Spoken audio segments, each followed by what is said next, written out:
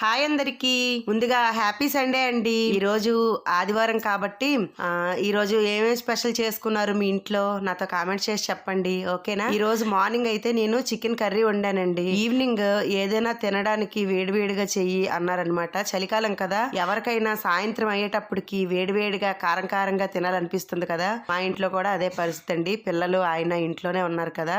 ఏదైనా చెయ్యి అంటే అప్పటికప్పుడు ఏం చేసా అంటే చికెన్ ఉండేదండి. అందులో ఒక 1 అవర్ ముందు ఇంగ్రీడియంట్స్ అన్ని కలిపి నానపెట్టేసి ఉంచానమాట. 1 అవర్ తర్వాత ఇలా పకోడీ చేసుకున్నాను.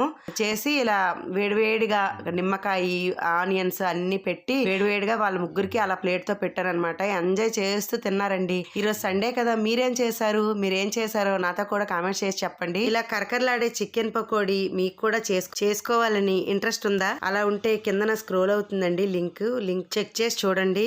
Thanks for watching. బాయ్ అండి.